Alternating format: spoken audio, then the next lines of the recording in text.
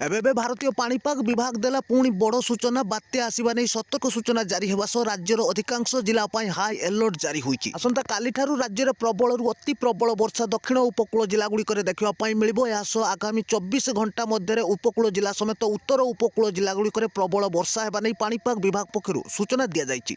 सेपटे बात्याटी भीषण रूप नेबा सह आगकू अति भीषण सामुद्रिक झड़र रूप नेब बोली पाणीपाग विभाग पक्षर सूचना जारी होइथिबा बेले राज्यर 4 जिले में अति प्रबल वर्षा हेबो एवं पवनर बेग 100 रु 120 किलोमीटर जीवा नहीं सतर्क करैला पाणीपाग विभाग।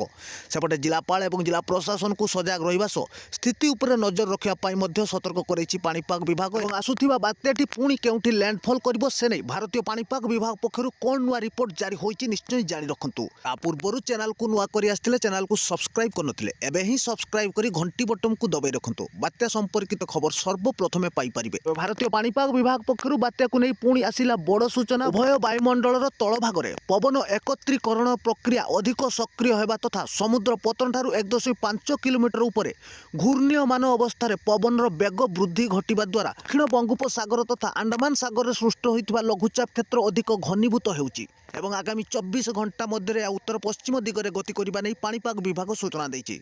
एहा परे एहा पुणी थरे केंद्रीय बंगोपसागर डिप्रेशन रूप नेब एवं परवर्ती समय डीप डिप्रेशन एवं आज संध्या सुधा यह अति भीषण सामुद्रिक झड़ बा सेवियर साइक्लोन रे परिणत हेबा नै एबे पाणीपाग विभाग सूचना दैछि। प्रभाव रे 4 जिला अधिक क्षतिग्रस्त हेबा नै पाणीपाग विभाग पक्षरु सूचना जारी होईछि।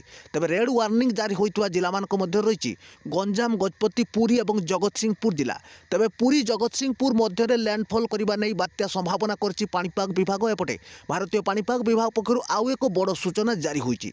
तबे यह ओडिशा रे लैंडफॉल करिबार संभावना यथेष्ट रहिछि एवं उत्तर उपकूल देई पश्चिम आड़कू गति करबा नै एबे किछिटा बड़ अपडेट जारी होईछि। तबे उपकूल ओडिशा रे प्रबल अति प्रबल वर्षा सांगकू पवनर बेग 100 रु 120 किलोमीटर हेबा नै पाणीपाग विभाग सूचना दैछि।